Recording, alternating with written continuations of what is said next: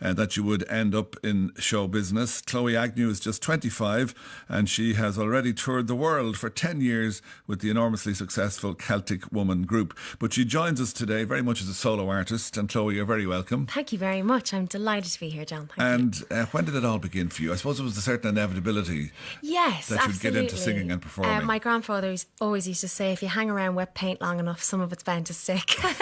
And I think just from a young age, I was always involved in shows and being around my parents. It was a very natural thing for me to do. And just like that, growing up as a kid, involved in choirs, and one thing kind of led to the next. And I started it. What really kicked it all off was I was lucky to represent Ireland at 9 as part of the International Children's Song Festival in Cairo in Egypt. And I won that. And when I came back from that kind of started me seriously taking music, as a part of my life and something that I did every day. And from that, one thing led to the next. And then sure, when Celtic Woman came along, that kind of decided that for me. Yeah, and what age were you when you joined up with Celtic Woman? I was 14 when they asked me to become part of the group. And it was only supposed to be a one-night show. We were told, come along and sing a few songs and have a good time.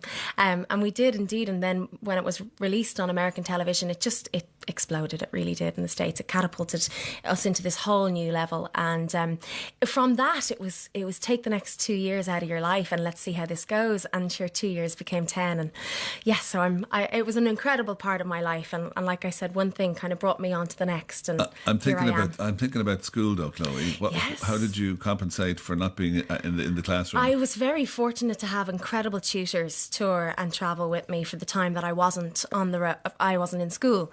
And they were amazing people and very patient with me as I napped through a couple of classes. But no, it was very important for me to keep up my education while I was on the road. And it was a great focus. I was very young being part of a big machine like Celtic Woman and so young touring the world. It was a great focus to have school during the day and the show at night. It was a little manic, I'll be honest. Once I finished school, I did my leaving cert. And then when I went back out on tour, it was kind of like touring for the first time again. I got to actually go out and see the cities I was performing in.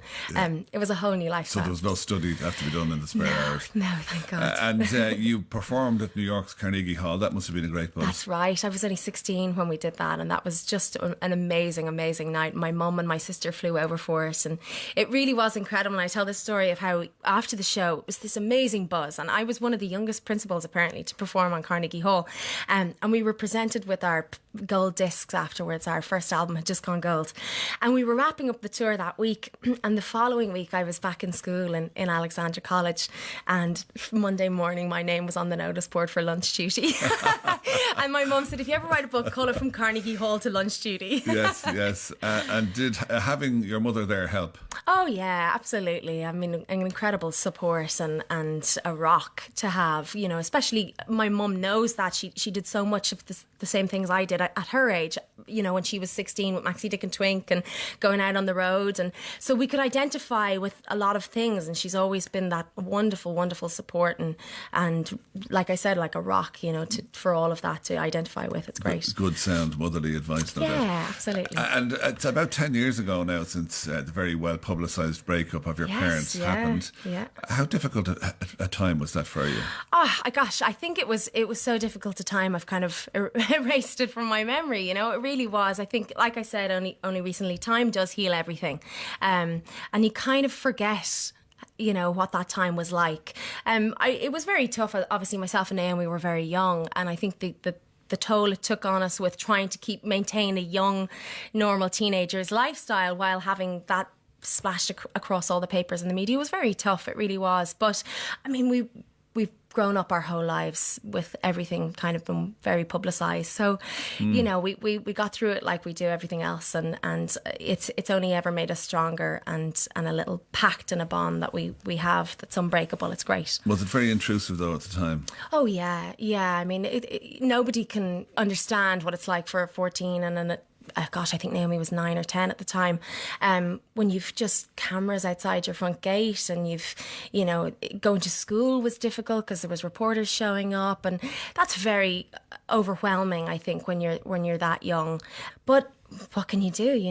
Only battle through it and come out the other side stronger and better people. We really are. I mean, it's amazing how everything has changed in the last couple of years. Of we've really come full circle, and we get through all of that. Like I said, you know, we only have this one time together, and it's too short to hold on to any of that anger or that bitterness. And you want to make the most of it. Yes, yeah. I think especially now, I've travelled so much. I've spent so much time away from home and family over the last 10 years that as I get older, I value and treasure this time even more now, and I realise I've so much to learn from my parents, and so much to embrace, and to leave all of that behind. You know, life's too short to bring any of that with you. So, yeah, it's been a very cathartic experience. Has it? Yeah. And how do you think you got through it as a teenager?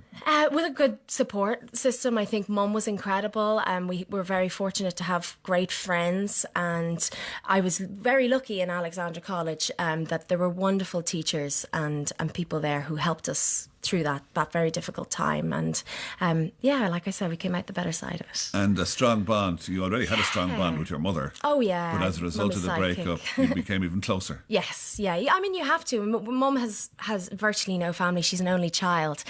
So we're really only all we have, the three of us. So we had to become Louisa May Alcott's Little Women and stick together and you know, love and support each other, because we're all we have, you know. So yeah, it's important. And your relationship with your dad then? Yeah, it's fantastic. Was it difficult at the time? It was incredibly difficult at the time. I think it didn't help that I was just thrust straight into Celtic Woman at that time, and I went straight out on the road, so I didn't really have a lot of time to kind of deal with it here. I was just in this whole other world, and that took over the focus. So for a long time it put a divide and a barrier between us and our relationship. But like I said, wisdom and age and getting older and seeing things for yourself and understanding that we're only all just humans, and sometimes it works and sometimes it doesn't, and that's okay. You know, it's nothing to do with Naomi and I. It's nothing to do with the family. It's just two people who didn't work, and you know, I understand that, and I've come out the other side of that. There was the famous episode of the voicemail left by your mother, zips and stuff. We won't mention it. Was there any stage where it was embarrassing for you, because your mother is very outspoken? Yes. And tends to speak her mind all the time. Look, you know what? These things happen, and there's nothing you can do about it. It was an awful, awful thing to happen. Just like anybody whose personal problems come out and are shared with the whole nation. You know, it was. But, I mean, what can you do?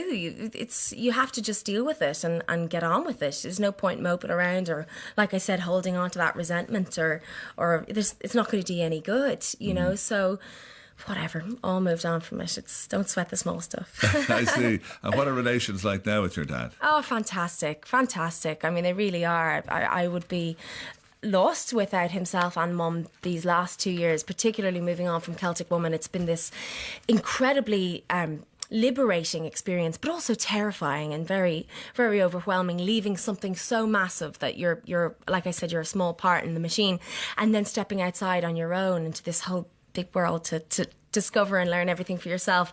They have been amazing. They really have. And I'm so thankful for Dad is such a musical brain and genius that I've loved these last 2 years, really getting to kind of explore that side of our relationship together musically, and so thrilled he's actually going to be performing with me in the Mill Theatre in Dundrum. And it's actually 10 years since we performed together last. 10 years. So it's going to be a really special moment. I have to hold back the tears. Yes, indeed. And where did you perform 10 years ago? It was the Helix. It was our very first Celtic Woman DVD, and Dad came along and did Nella Fantasia, Gabriel's oboe obviously with me, and it was really very beautiful. So I'm looking forward to perform again with them, and just always learning from them. I think that's the beautiful thing of having two parents who are in this industry. Yes, I'm just wondering, is it sometimes a poison chalice? I don't think so, no. I value how much they know and how much experience they have, and I only ever have to pick up the phone and either of them will have an answer to what I'm distressed or worried about. You know, they really will. So I'm so thankful for that, and I value it very much, you know, having that in my life. I'm very lucky. And do the four of you get together at all? Oh yeah, we have great crack together. We really do. Only the other day we had up when Naomi did an amazing lunch for us in the house, and it was that typical thing of, oh, I have to go here and I have to go here. And once we sat down, and it was about 4 hours long, the lunch. It was just one story after the next and just chatting, and they're both very brilliant people. They're incredibly intelligent and worldly and so well travelled that, you know, for Naomi and I now, who are embarking on this whole new stage of our life of getting out there and travelling and doing it all by ourselves, it's amazing to hear your parents who did all of that at your age and hear their incredible crazy stories. And, you know, I think we're very fortunate to have two parents who get it. Yes, you know, indeed. they really do. And who are on good terms together. Yeah, oh yeah. It makes it a lot easier for you and for Naomi. Any kids want to come from, you know, parents who are separated or come from a broken home. They only ever want mum and dad to just chat and laugh and get on and have great cracks. So yeah, it's get on really with their lives. A beautiful change of things in our lives. And you mentioned Naomi's cooking skills. Yes. She hasn't decided to follow you into the show business, no? Well, no, in a different aspect. Actually, she's very much more involved in the production side of things. She's an incredibly creative, brilliant brain and a very talented girl. She's a lovely little singer too, but I can't get her to sing. Yes. No, she's more involved in the production world, and she's brilliant. She kind of got the entertainment business brain. So she's a valuable commodity to our eccentric family. yes, indeed. And where is home for you now? It's Los Chloe? Angeles, actually. Well, I'm calling it a base because, as I said, my mother would kill me if I ever called anything other than Dublin home. Yes. So it's a base for me in the States. Obviously, I've spent the last 10 years pretty much living on and off there, and it's where I've established a great career and carved out a path for myself, which I really treasure. And I think when it came down to that point where I was deciding I wanted to move on and do something else for myself, Los Angeles just brought out something in me. It was this spark that came alive that I just fell in love with whatever it was that it brought out in me there. And I kind of got addicted to having to wanted to go back, and you know, because it's such a creative place. You're always inspired. You really are. There's always something happening to keep you motivated and keep you ambitious. What? And oh gosh, you can be having a really blue day and you'll go down the street and you'll see some incredible production being shot in the middle of the street, or I walked past a recording studio recently and I saw some massive name going, and I just thought, this is amazing. You live in a place where you're just on a daily basis, you know, you can constantly be inspired and motivated to keep taking over, you know. So yeah, I found something there that I really loved, and I'm kind of looking at it as a base of my base in the States, of where I am at the moment, and figuring out this next stage. And I just got my green card this year, which is incredible. Thank you very much. How did you get that green card? How were you able to after get it? 10 years of hard work. No, it was a lot of paperwork, a lot of all of that work, but that's where I'm so thankful to having such an incredible career with Celtic Woman in the States. I mean, we performed for 3 of the last consecutive US presidents, so having photos with the 3 of them helped. Nice. And I had a letter from the Pentagon which helped too. So I think I was pretty lucky with thank God, what I had built up over 10 years of work to put that in and help me now in this next stage. Yes, you know? And that next stage, going from being part of a group to solo performance, is that a big deal for you? Oh yeah, I mean, it's been a big learning curve. It really has. I had to take a bit of time out, to be honest. I kind of thought when I left Celtic Woman I was going to throw myself back into this next stage, and it actually ended up being the opposite. I kind of needed to just take a little step back from it all, because I realised I need to figure out what I want to do for me, what I want to, you know, what's going to make me happy in this next stage. And I realised that, you know, I had had 10 years where in all of that time, friends of mine finished school and they had a bit of time when they finished school. They took a year off or two to find themselves. And then other friends who finished college now have gone travelling and, you know, they're finding themselves. And I've never really had that time. So I kind of decided, okay, you know what, 10 years touring nonstop, back to back, take a few months and it was really creative time. I was writing and just doing things I'd never done before in Los Angeles, like getting my hand into some voiceover animation work and being involved in acting workshops and things that were just removed from what I had done for 10 years. And it really, I'm getting there. I'm kind of figuring out this next stage step by step and really loving it. Is acting part of that? Yeah. I mean, it was actually what I did quite a lot before Celtic Woman took over. I loved acting. That was kind of what I did. I loved it. And then the singing took over, and that was 10 years. So yeah, I'm kind of trying to get back into it now and finding something new in myself that has been lost for a while, which is really great. And they say it's a difficult place to break through in. Oh yeah, it's a tough old city. It is. And it could be lonely, you know. I think it's such a big city. It's and you feel very far from home. So it's a tough city to make it in, but I'm going to give it a go. Yes.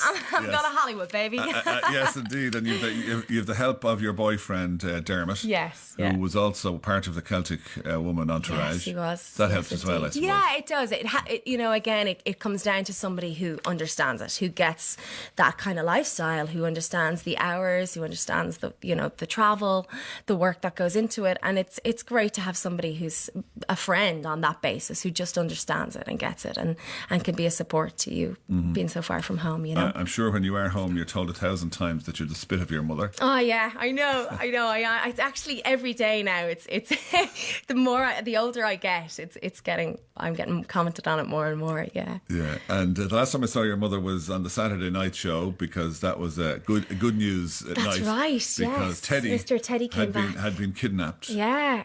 Dognapped. Yes, dognapped. Yeah. Yes, that's true. No, it was a harrowing time. It really was. And honestly, I wasn't here in Ireland. I was in Los Angeles at the time. And it was horrible. It really was, feeling so helpless from there that I couldn't really do anything to help. But the incredible support from this nation was just so amazing. And the letters we got from people to say that some things had happened to them, that their dog had been stolen. So we were just one of the lucky ones. We were one of the very few fortunate ones who just managed to have luck on their side and get him back, I think, you know. And thank God, because he's just the sweetest little thing in the world. And he's so famous. Like, yes, honestly, I have been out with him these last few weeks, and more people now come up to us in the street going, "Oh, is that Teddy?" Do a selfie with Teddy. Yeah, seriously, he's like little nation star. He's a little star. Yeah, he is indeed. Well, it's been great to have you in this morning, Chloe. Incidentally, before we get you to sing, do you think that being part of a very celebrity family has helped or hindered you? Oh, helped, of course. I mean, obviously, I think there's always going to be the begrudgers, and there's always going to be people saying, "Oh, you're only where you are because of who your parents." Have they said that to you? Yeah, but I think, you know what?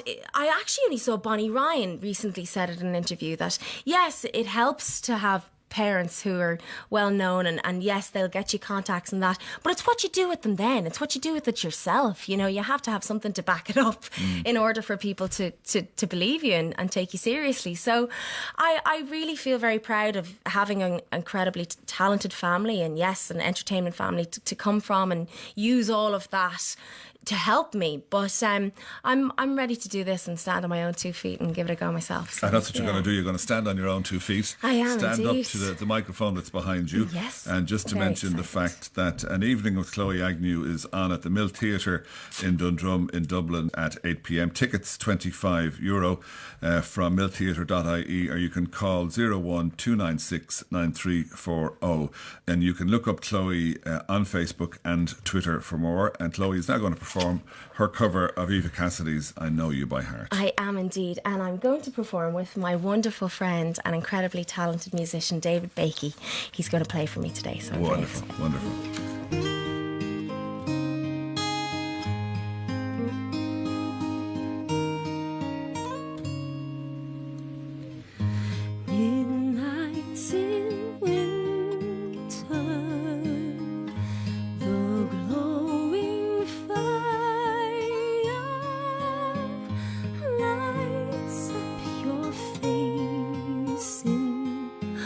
Orange and gold.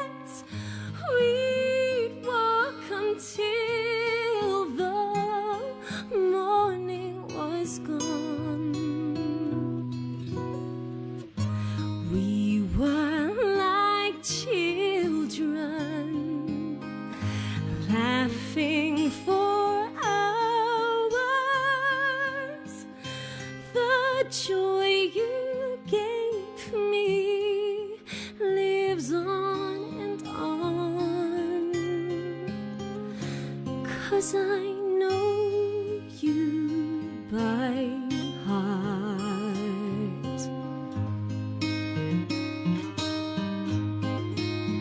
I still hear your voice on warm summer nights, whispering like the wind.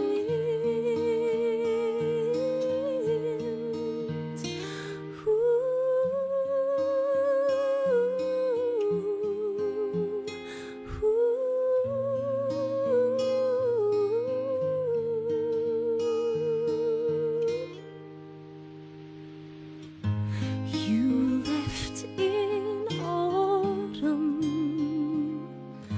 the leaves were turning. I walked down roads of orange and gold.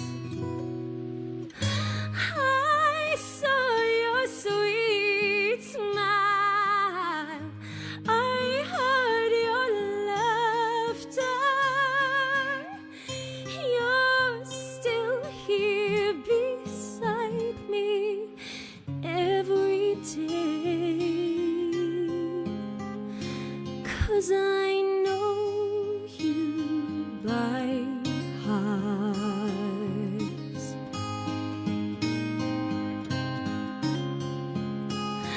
'Cause I know you by heart.